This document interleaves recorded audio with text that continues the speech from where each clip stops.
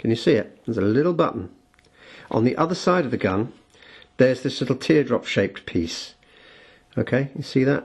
Yeah, okay. What I have to do is I have to push on this side and push it partially out. Can you see? I've pushed it partially out and rotate it like that. Now that unblocks the slide from being pushed back. So let's just see. The gun is cocked. I push and I push and I lift and off it comes. And there we are. That's what we've got. This is the spring that's holding everything up. It's quite a firm spring. It's held on its own little carrier with a circlip on the end. There we are, a little circlip so it doesn't go pinging off across the room, which has happened on more than one occasion to me. This is the top slide, which is just a casting. Quite heavy metal, but it's obviously some kind of alloy that they've painted. What can you say? Well, it's a nicely made casting. It's a shame that they decided to coat it in this very, very thick black paint, because it means all the edges are sort of, there's no sharp edges to this. And when I say that, I don't mean it's not crisp. It's all like it was moulded out of plastic in a way, because everything's coated and all the edges are softened off. Anyway, that's just an aesthetic judgment. If you look at the rest of it, there's not much to say. This is the barrel assembly in a plastic shroud. You can see the barrel itself is the inner ring there, and it's covered in this plastic shroud. And this here is the gas mechanism. The hammer comes forward, hits this pin here, releases an amount of gas through this little valve hole here, which is pressing against this side of the magazine. And if I put this in, I'm taking a bit of a risk here. Well, okay, you can see what's going to happen. You see the magazine coming up. It will line up nicely between the end of the barrel and the end of the gas valve. So that's the gun stripped down.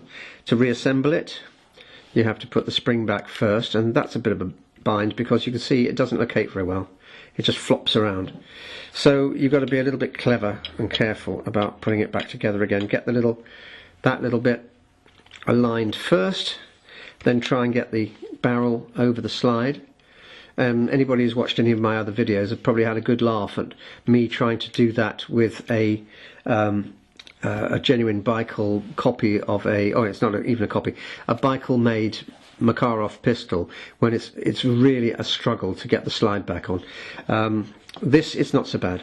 The tolerance is better. Then all I have to do is push it back, lock it on the rails like that.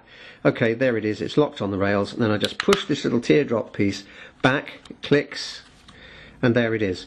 And what I'm going to do, the hammer is back, I'm going to decock it like that. So now it's perfectly safe. Don't forget, all the time I've been doing this, it's got gas inside it. Right, okay, well that's pretty much all I can tell you.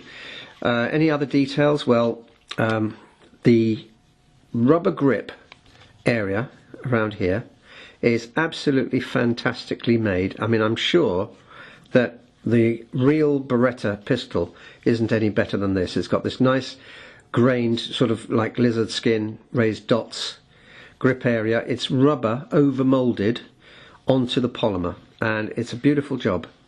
It's got a little bit of a backstrap swell there. Can you see that? A little bit of a swell on the backstrap, which is grained. It's lovely. It really is a very, very smart gun. You must admit, it looks cool. It looks very, very cool, this gun. And what we're going to do now is we're going to go outside and shoot a test target with it and see what it comes up with in the accuracy stakes. And I'm going to use these dynamic triple P special pellets. Sorry, not that one. I don't know where that came from. These ones, which I've shown you before. They're really quite excellent things. There you are. Can you get that in camera? Can you hold it? Yeah, you can see it's like a little bullet shape. It's flat at the front. It's like a little wad cutter. It's dished at the front, in fact. And they are designed specifically for CO2 pistols. So we're going to use those in our test. So let's go outside and see what this gun can do. Okay, here we are. We've got the gun in the clamp, lined up with the target at 7 yards, which is about a decent range for a plinking pistol, CO2 pistol. So let's just see what it'll do. Right, it's cocked. Here we go.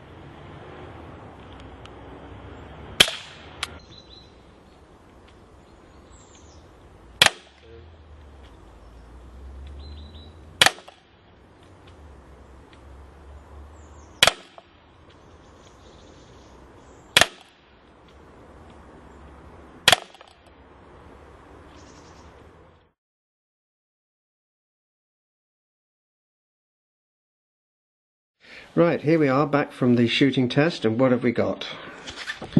Well, this is our target, and it's not bad at all. This is at 7 yards, don't forget. Let's have a proper look. What have we got? We've got one there, and the rest are in this rather jagged hole area here. So we've got an overall spread from there to there of about 1 inch, there to there about 1 inch, so it's a 1 inch triangle. That's really not bad for what is supposed to be a plinking gun at 7 yards. Okay, it's not a target gun, but the majority of the pellets, 4 of the pellets went into this little area here. Now that's pretty good going. I reckon that's pretty good. So I give that sort of a 7 out of 10 for accuracy. I know that the ammunition is good.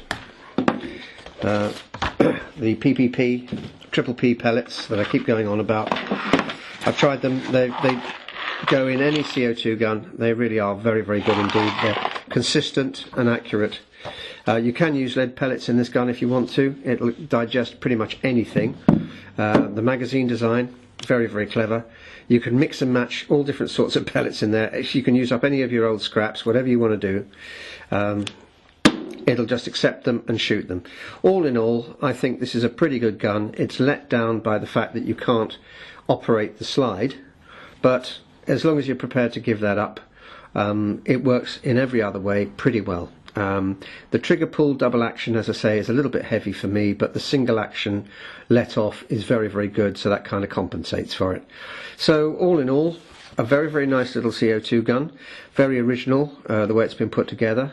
The Russian company Anics, watch out for what they do in the future. I think they're going to be a major player in CO2 pistols.